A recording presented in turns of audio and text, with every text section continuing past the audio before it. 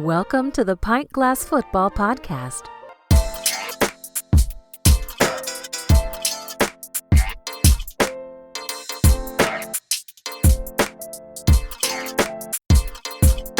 Pint Glass Football. I'm your host, Brad Fowler. What's up, PGF Nation? It's time to react to NFL Week 5, College Football Week 6. Aaron Rodgers looks cooked. Dak comes up clutch. Are the 49ers in trouble? Massive upset Saturday in college football. Lots to get to, but joining me, of course, my co-host, Alex Higdon. Alex, what is going on? You know, Brad, we decided not to really cover college too much, and lo and behold, we probably get the biggest upset weekend of the year. And you're right, Alex. We kind of looked at this weekend like, next weekend, everyone was kind of looking ahead to next weekend and all the big matchups we're going to have. And we did the same thing. We were like, okay, you know what? We'll focus a little more on NFL this week. Wow. Unbelievable. Just when you least expect it, college football comes up with the craziest weekend yet. Got to jump into those games. But I want to start in the NFL. Cowboys, Steelers, talk about a uniform game. Two classic, historic franchises, just so much history between these two. Before we jump into this game, I thought it was crazy on the broadcast they mentioned that this was the first Steelers-Cowboys primetime game since 1982, which I thought was wild. Like, what a missed opportunity. I know they don't play in the same conference, so they don't play each other that often, but the fact that the NFL has ignored putting this game in primetime for decades is kind of crazy when you think about all the success these two teams have had. But that's a side note. Let's get to the game. Steelers defense. We were texting during this game, Alex. They only give up 20 points in this game. They were lights out. They take the ball away 3 times. 2 ugly picks from Dak, a fumble, special teams, blocks a field goal, and they still find a way to lose this game. Absolutely terrible. That might be the worst offense in the NFL, Alex. It's hard to watch, and it starts with the quarterback. Now, look, Justin Fields has been better. I'll give him credit. This is maybe some of the best football we've seen him play, but the bottom line is he's not good enough. He just isn't. You can't lose that game when your defense and special teams play that well. Now, Dak was clutch, comes up clutch on the final drive. I talked about how he had some ugly picks and really didn't look very good for the most part during this game. But a great drive at the end, great play calling at the end.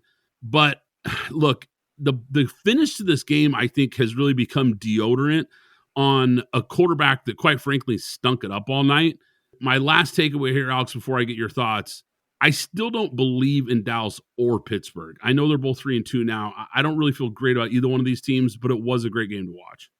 You know, I know Pittsburgh fans are excited from what they think that they're seeing from Justin Fields, but he is not good. Sorry, people. Just because you win doesn't mean your quarterback was good. Because the problem is he's missing too many throws. 27 attempts for 131 yards is not good.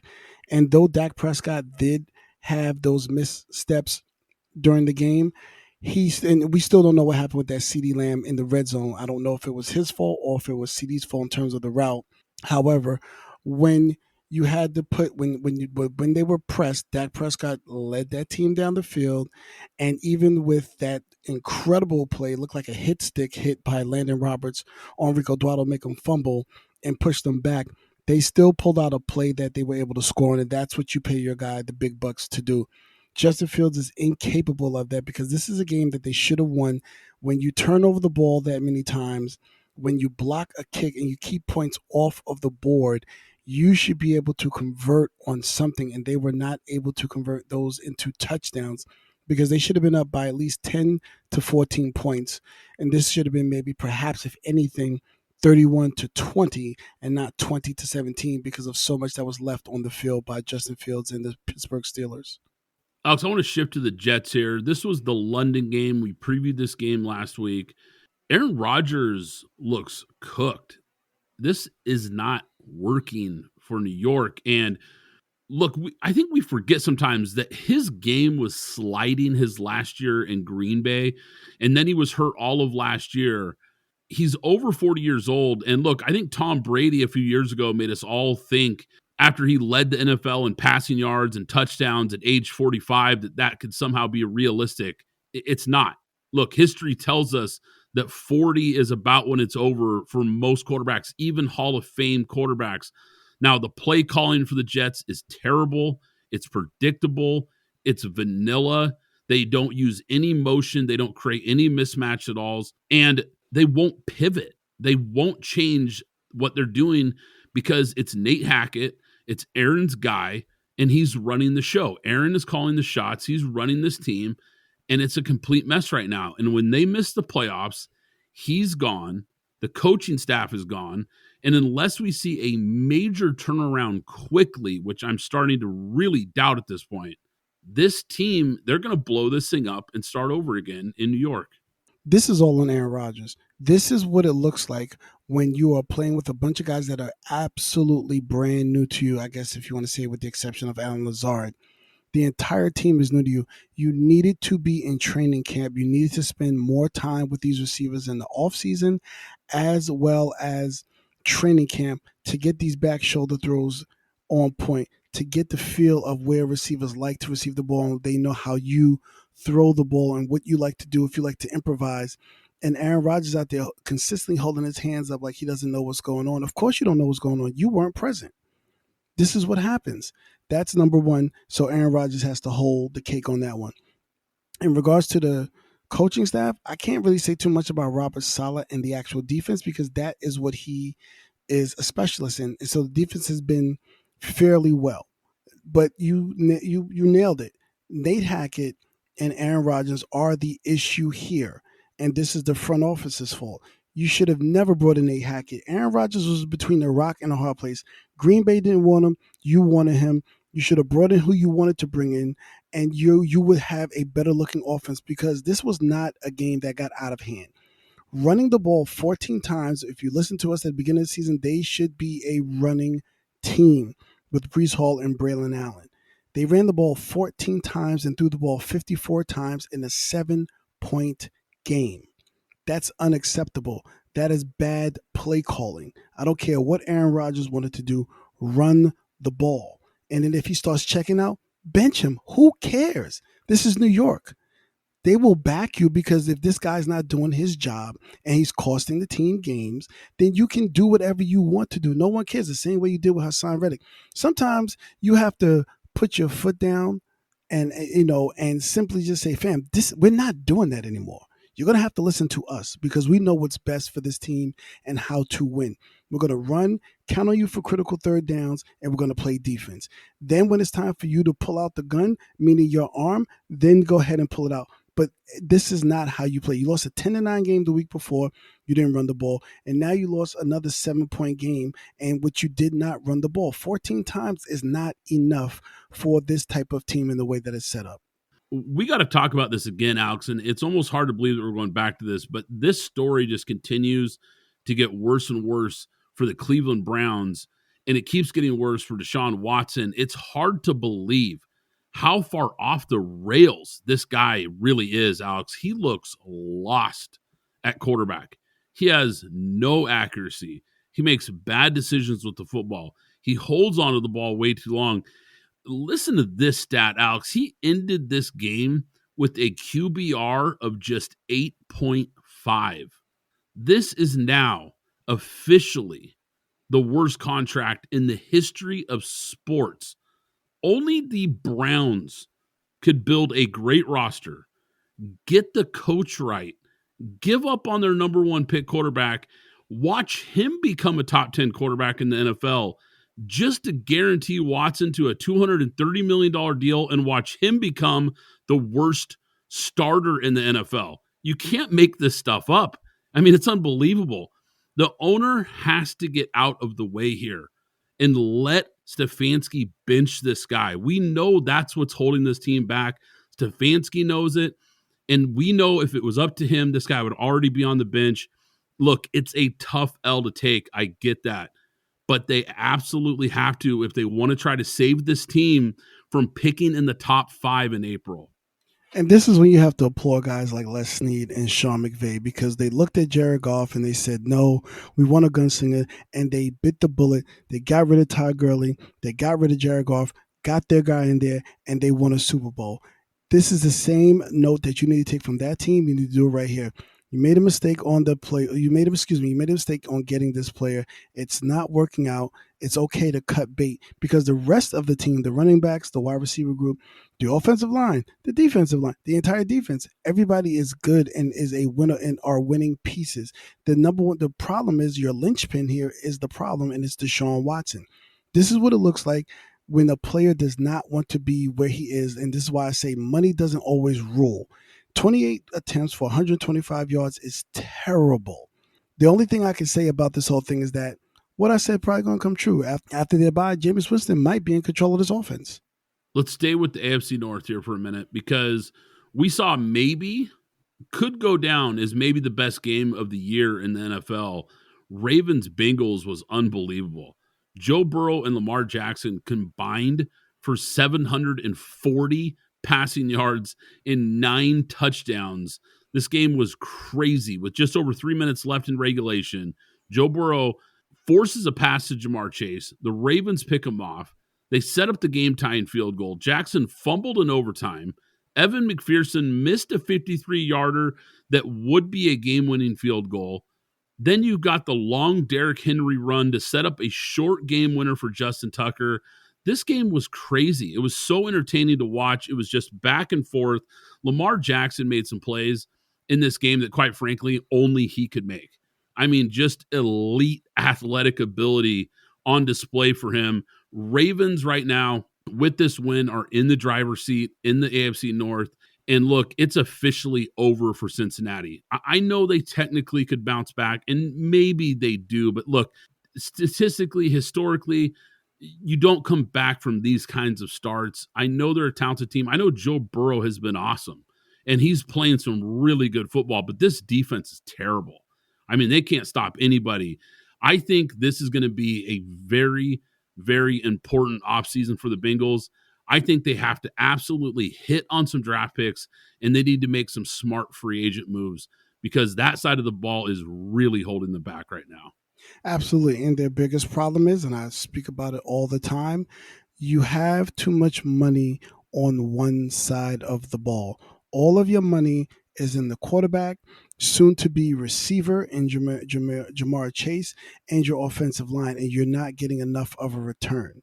Outside of Trey Hendrickson, that's where you're spending. That's the only place you're actually spending actual defensive money. You do not have enough money in your defense, and that's where you need to focus.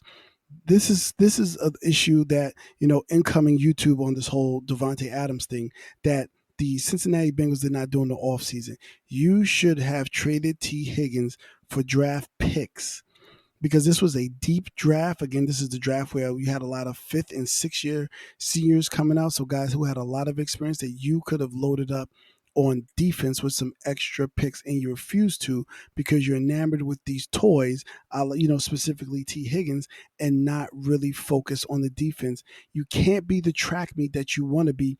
You have to be able to at least at minimum be a bend, don't break defense. However, your defense has just been consistently breaking, which is why you lost this game when you kind of had it in hand and just needed to kind of maybe perhaps run the ball, get some, take some time off the clock, but you couldn't. You kept giving it back to the Ravens to make plays. And as for Lamar, absolutely incredible. We know that the one play that's going around, that's gone viral, the one pass to Isaiah Likely in the back of the end zone. Great throw. Usually I'm a proponent against throwing away or across your body, but he threw it high enough that if he didn't catch it, it was going to go out of bounds. So great play. Some things that a Madden are made of, and this is the one guy that's actually a live Madden player. So we were robbed on Sunday of a second overtime thriller between the Bills and Texans. And quite frankly, it's thanks to Sean McDermott, because this guy's clock management is absolutely brutal. And this has been an ongoing issue for him, and it reared its head again in this game. The Bills were out of timeouts and needed 65 yards in no more than 31 seconds to get in range for a game-winning field goal. And with Houston sitting on 3 timeouts, the Texans had their own chance to get the ball back to kick a game-winning field goal of their own. So at that point, milking the clock had to become Buffalo's main objective here at that point in the game. Instead, they call 3 straight passing plays. They all go for incompletions in a game where, let's face it, Josh Allen was clearly off in this game. The Bills end up punting. Houston hits the game winner. Just terrible. Now, I know they were down big. They rallied to come back to make this game fun at the end, but Sean McDermott finds a way to blow this game late, and it's really inexcusable because we've seen this too many times. You're absolutely right. Josh Allen was terrible, missing big plays to Dalton Kincaid. I mean, there was a sideline play that was going to go for a touchdown. He, with nobody around him, he just simply missed that throw. Houston has been really bend don't break this whole year as a team, not just as a defense, but as a team. And to me, Buffalo still just isn't tough enough. They did fight back, so I will give them credit there. But I just believe this team isn't tough enough. We can talk about the coaching. I won't say anything about that. But I'm simply talking about the plays on the field. They have got to get tougher on the field and make other plays besides, because if your coach is not going to make up for the deficiency, you on the field have to make up for some of the deficiencies that your coach has. However, salute to Houston. C.J. Stroud had a nice game. He did have a bad interception. He did have an interception, but he was able to overcome that. But yeah, Josh Allen and this team, I don't like the way that they look. They don't seem tough enough when these type of games come that they'll be able to pull those out. Well, in a late game situation, and look, we're going to shift gears here in a second, but I just want to get this. In a late game situation, it feels like too often they're just trying to rely on Josh Allen and say, hey, put the cape on and be Superman.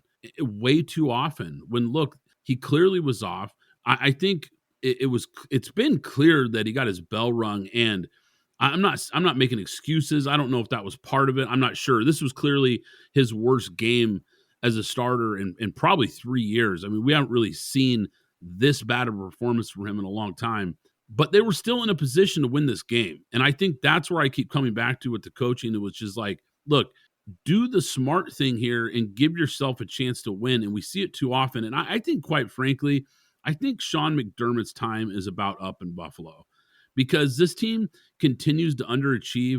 And to your point, Alex, I do think they need a toughness about them. And I know Sean McDermott is a defensive guy, and he's kind of billed as a tough type of guy, but they don't play like it, and they don't have that personality.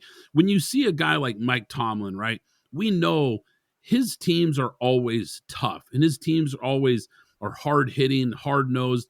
Whether they have talented guys or not, they always play that way. Same with the Baltimore Ravens, same with Detroit now with Dan Campbell. All these guys that kind of have the coach's identity seeps onto the field, and you have these teams that really reflect the philosophy of their coach. We don't see that with Buffalo, and I think it's starting to look like there needs to be a change at the top.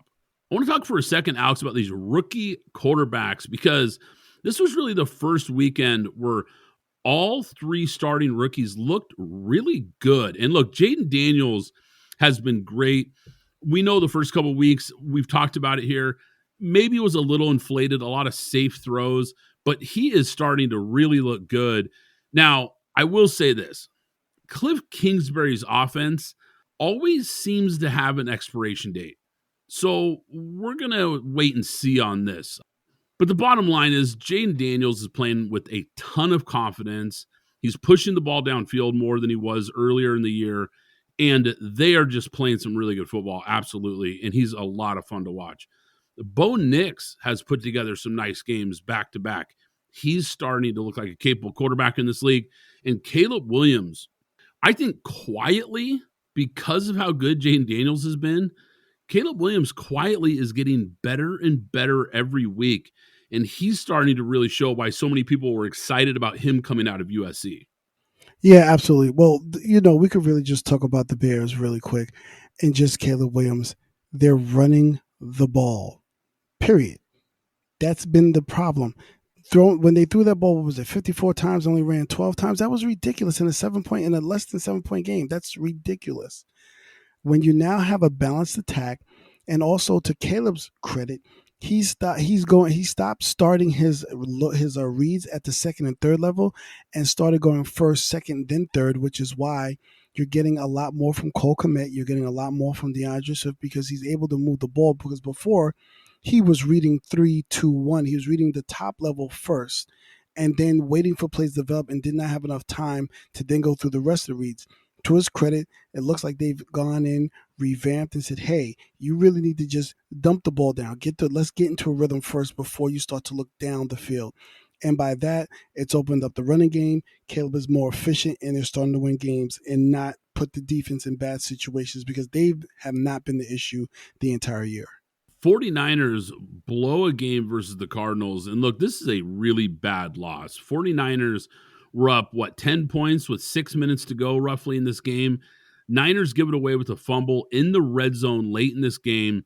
They were in a position where they had a great drive going. They get in the red zone. They're about to score. And if they score there, they pretty much put the game on ice. That fumble opens the door for this Cardinals comeback. They give up a terrible lollipop toss from Kyler off his back foot on 4th and 10 that keeps a drive alive. That could have ended the game there. Then on the final play of the game, the 49ers O-line doesn't pick up a blitzer, gets a free rush to Purdy, hits it as he throws, ball flies up in the air, pick, game over.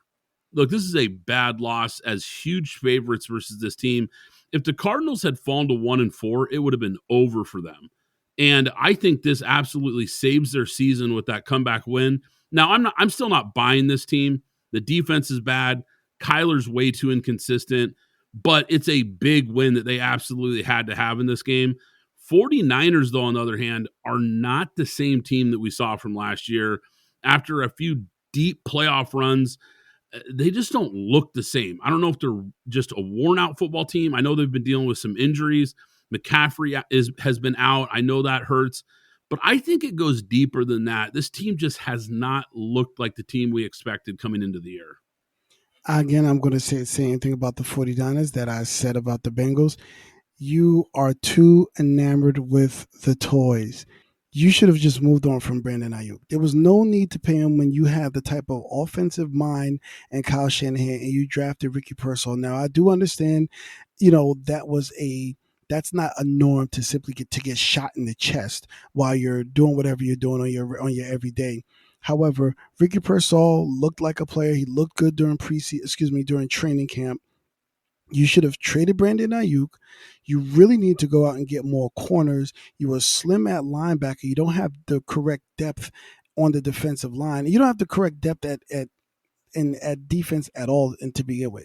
You should have traded Brandon Ayuk. He would have netted you, if not a first, between the way these young guys have been going. You would have at least gotten 2 top three round picks for this player. But once again, you refuse to, for whatever reason, instead of moving on from him. You have to be able to be. This is the thing about business, and it's a business when you're a GM.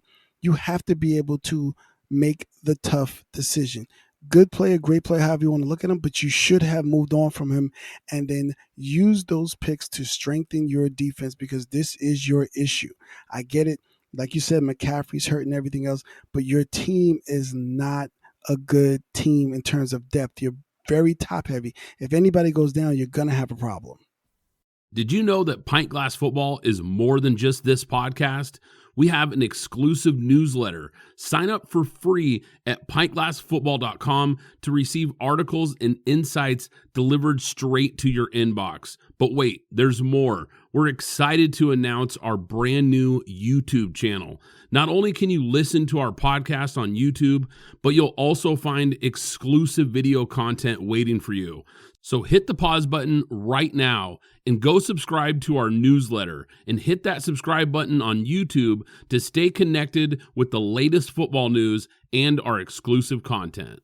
Underdog Fantasy is the easiest place to play fantasy sports. We personally love the pick'em game. Just pick between 2 and 5 players to build a pick'em entry. Pick whether your favorite players will have a higher or lower stat total in this week's game for a chance to win big. You can win up to 20 times your money in a single night. Download the Underdog Fantasy app and sign up today with promo code PGF. That's promo code PGF to claim your special pick plus first-time deposit offer up to $250 in bonus cash. The official ticketing app of Pint Glass Football is now SeatGeek. I can't recommend them enough, guys. I've been using SeatGeek for years. You want to go to a game this season? SeatGeek is here to take the confusion out of buying tickets, making sure you get the best seats at the best prices. With SeatGeek, you'll never have to worry about overpaying for tickets again. How? They put a 0 to 10 score on each ticket, so you know you're getting a good deal.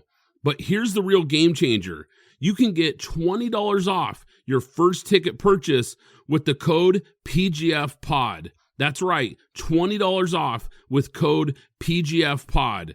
This season, make every game day epic with SeatGeek. Download the SeatGeek app and remember to enter the code PGFPOD to grab your $20 discount.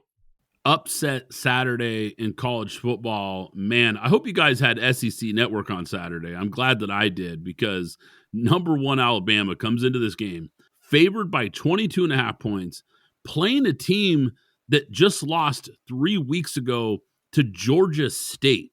Yeah, I said that correctly. This team lost to Georgia State. Vandy hasn't had a winning season since 2013, and they had lost 10 straight SEC games before this game. Somehow they pull off one of the biggest college football upsets in history. I watched the majority of this game, and when I saw they were up early, I flipped over to this game, so I thought, wow, this is crazy. Vandy's got a good lead. I think they were up 20-3 at one point. Alabama fought back, but they never gained control of this game. There was nothing fluky about this game. Sometimes we see these big upsets and you see a bunch of trick plays or some crazy turnovers. You see the ball kind of bounce the underdog's way, so to speak. That was not the case in this game. Vandy outplayed Alabama, period. And on the defensive side, Alabama's defense has some real issues. Now, I think the offense is fine. They've been good all year, but they needed stops in this game, and they could not get them. And I think that's real concerning going into next week. Now, here's the issue. I know people have been talking about Vandy, and we know Vandy throughout the SEC time. They're, this quote-unquote smart school. They don't get athletes. However, Vandy has been in every single game this entire year, with the exception of the Alcorn State blowout. They've been in every single game. Virginia Tech, 34-27. They did lose to Georgia State, 36-32. Mizzou, 30-27. They were primed to knock somebody off. We just didn't think it was going to be Bama. Maybe it was going to be Kentucky. Maybe it was going to be Auburn, because nobody really loses to Vandy. But they were primed to have this type of game against a team that would be considered a far better team than them. We just didn't think it was going to be Alabama. And I can't remember the name of the DB who was out there yelling, screaming, and then got burned on a deep post route. But Alabama was not composed, and they were not prepared for this game. It's a typical letdown game.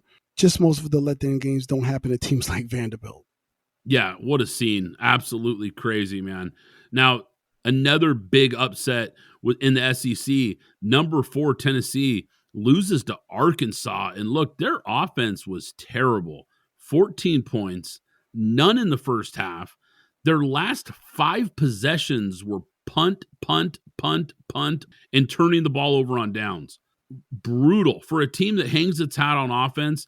Tennessee's chances now after this loss, their chances of making the playoff they're still alive with this 12-team playoff, but they might need to beat at this point an Alabama or a Georgia to really boost up that resume.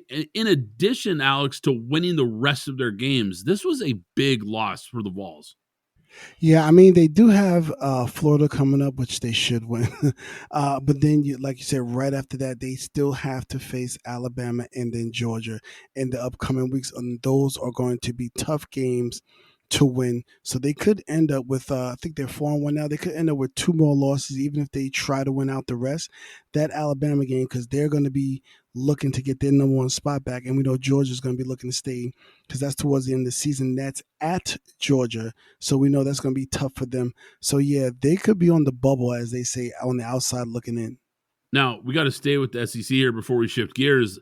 A 4-0 start that, look, it wasn't really that impressive of a 4-0 start for Missouri, but they absolutely no-showed. In their first real test here versus Texas A&M, they get stomped 41-10 in College Station. It was 34-0 before Mizzou even scored in this game. I mean, this game was over before it even got started.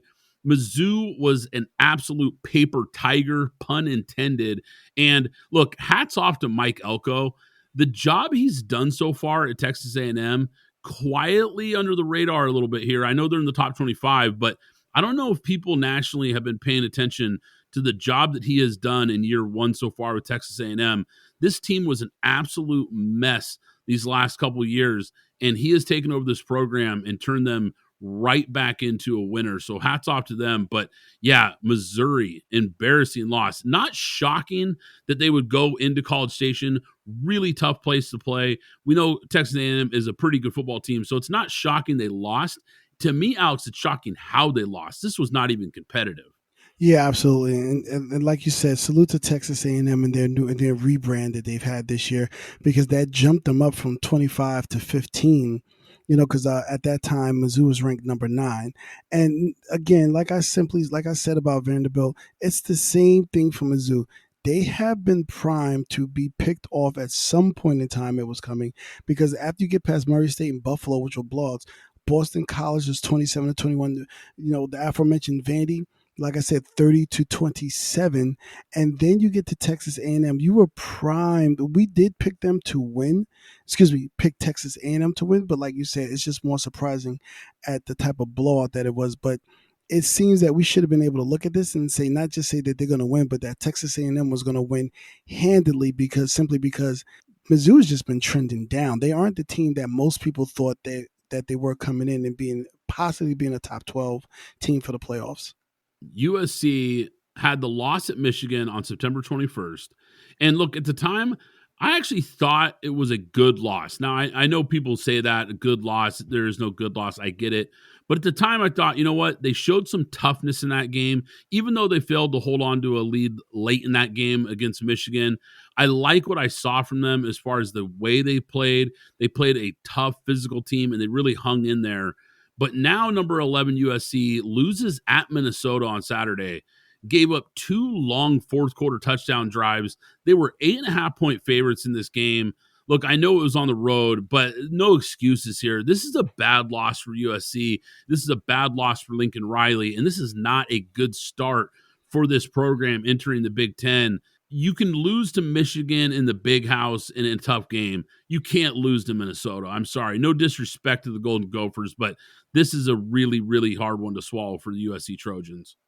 I don't know if USC was looking ahead, because they do have a big game coming up next week against Penn State, but you can't lose this game to Minnesota at all. You needed to stay firm. You need to stay you need to stay exactly where you were, because now you're getting into a big part of your schedule where you're going to be starting facing a lot more of these tougher Big Ten teams, namely Penn State, and you needed this game to maintain your stats and possibly move up, because facing Penn State, if you lose this game now to Penn State, you already lost to Michigan, but like you said, not a bad loss, but hey, we'll be getting to that game in a minute.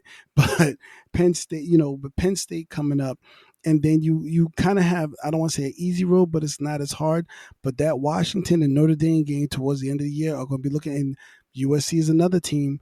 I don't even think they'll be on the bubble. I think they're just going to be out.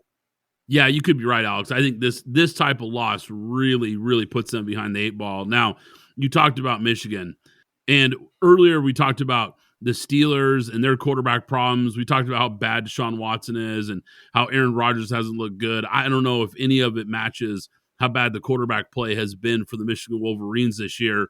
They're now on quarterback number 3, starting quarterback, a 25-year-old, 7th-year player, Jack Tuttle. He's on his 3rd different school now. This has gotten bad. This has really gotten bad under center for the Wolverines. The run is officially over for Michigan. I'm sorry. The magic is gone. Harbaugh left the building. All those guys went to the NFL. I know they still have a talented team, but this is not the same program. And it's clear to me it's not the same program. They were the number 10 team in the country coming into this game, but they were underdogs at Washington. The offense is terrible. They really just cannot move the football. Their defense isn't bad, but they're a very one-sided football team. And like I said, it really starts at the quarterback position. Now, they lose this game 27-17 to a Washington team that lost to Rutgers the week before. So this Washington team is not the team that we saw last year with Penix and Roma Dunze and all those guys, Jalen Polk. That team's not the same. Kalen DeBoer left the building. This is a completely different program. They're in a rebuild mode, but they end up getting a big win here against the Wolverines. And look, I heard Cowherd say this on his morning show. He's a Northwest guy. He's been up here in this area. He's from Washington, lived in Oregon. He said, unless you've been to Husky Stadium or Autzen Stadium where the Ducks play, you just don't know how loud these home fields are. Well, look, Vegas knew because they had them as the favorites, even though they were playing the number 10 team in the country. Big time win for Washington and Jed Fish. I think this is a definite program builder for him, taking over that program and kind of getting them in the right direction. But yeah, I think Michigan has some real problems. Yeah, I mean, you said it all there. The problem is at one position, and it just happens to be the most important position in all of football, which is the quarterback position, and they don't have one, which is odd, seeing that there were quarterbacks flying all over the place in the transfer portal. I mean, hell, I don't even, maybe DJU would have even been better here than what they have currently at quarterback, because they just have simply a merry-go-round at that quarterback position. They don't know what to do, and there's nothing that I think there is no pixie dust that you could put on that quarterback position. There's not a Band-Aid big enough to say, hey, at least get us through the season until we can get to the transfer portal, or, in terms of whomever they may be recruiting to come in, because they are just horrid at the quarterback position. Yeah, let's not get carried away with DJU though, Alex. I think I think you and I've got some eligibility left. I think we might get a call before DJU gets a call. This guy's been horrendous, man. Let's stick in the state of Florida here for 1 second, though. Miami Hurricanes. Look, a lot of you guys probably didn't even catch this game. It was so late. I mean, it was late on the West Coast. If you were on the East Coast, I'm sure it was a really tough watch for a lot of you guys. If you missed it, this game was really fun to watch because the Hurricanes came back from 25 points down to beat Cal 39-38. Now, conspiracy theories all over the internet in the ACC. It's been all over Twitter, you name it. Articles are being written about it with all these fans that are declaring that the fix is officially on behalf of the Miami Hurricanes. Look, I can't blame them, Alex, because watching this game and what we talked about last week, they've had back-to-back close wins with, let's say, some really suspect calls that have gone their way in both of these games and directly affected the outcome. Even the ESPN guys were crushing the refs on the broadcast for how bad the non-call late in this game for the targeting that didn't get called. But put all that aside here, because obviously that's kind of the noise around this game. It was a great watch. And look, Cam Ward was unbelievable in this game, especially in the second half. He made some big-time plays late, put this team on his back. Monster game from him. His draft stock continues to rise. Miami is still alive. I think eventually they're going to stub their toe here. I'm not sure they're as good as their ranking. But with that being said, man, they're fun to watch. I've already said that Cam Ward, for me as a Raiders fan, is the number one quarterback coming out so far. The grit, the toughness, 3 touchdowns in the fourth quarter. Like we said, set all of the targeting and whatever else aside. You're still down. You still have to come back. And also, this was probably, if I'm not mistaken, the first game when we saw a team go from east to west in this new reformed merry-go-round of conferences that we're going to have. Because even next week we're going to have, and we'll talk about it on the next pod, Penn State having to go West Coast to USC. So this is interesting, watching these teams and seeing how these teams fare with this type of travel, and still to have the grit and determination to still show up in that game all the way through. You play all the way through to the last whistle, and this is what they did. As far as them going forward, with the exception of perhaps maybe Louisville or Syracuse, I don't know where the Miami loss comes from. Yeah, I'm mostly just counting on Mario Cristobal screwing it up at some point, because that's really just what he does. Look, the guy, he wins a lot of games, and he's a great recruiter, and he's done a good job At Oregon, he did a good job at Miami. But this is a guy who just always finds a way to lose a game or two that they have no business losing. And it comes down to some crucial moments. It comes down to some timely in-game decisions that he tends to fumble the ball, so to speak. So I'm just waiting for that to happen here. They've had some really close ones these last couple weeks, but we'll see how it all plays out, of course. And guys, just a reminder, if you're wondering what happened to the second podcast episode each week, well, it's now exclusively on YouTube. So just a reminder, guys, the second episode still exists, but you got to go to YouTube to get it. So make sure you subscribe to our YouTube channel if you haven't, so you don't miss out. And guys, once again, I'm Brad Fowler. He's Alex Higdon. This is Pint Glass Football, and we'll catch you next time. Thanks for listening to the Pint Glass Football Podcast. Be sure to subscribe and follow us on Twitter at PGF Podcast.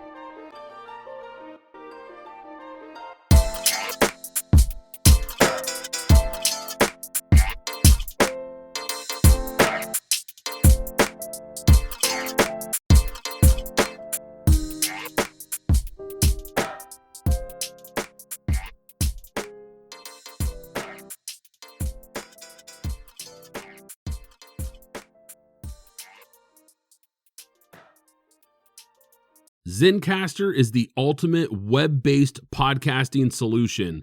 It provides high-quality audio and video podcast production and hosting. With a full suite of professional tools, podcasters can seamlessly record, produce, and publish studio-quality content all from one dashboard. Zencastr's post-production process takes the headache out of audio production. Set the right podcast loudness and levels while reducing background noise with a click of a button. Coordinating all your guests to record in person is painful and tedious. Easily invite up to 11 participants per recording with one click. Go to zencastr.com/pricing and use my code PGFP, and you'll get 30% off your first 3 months of Zencastr Professional.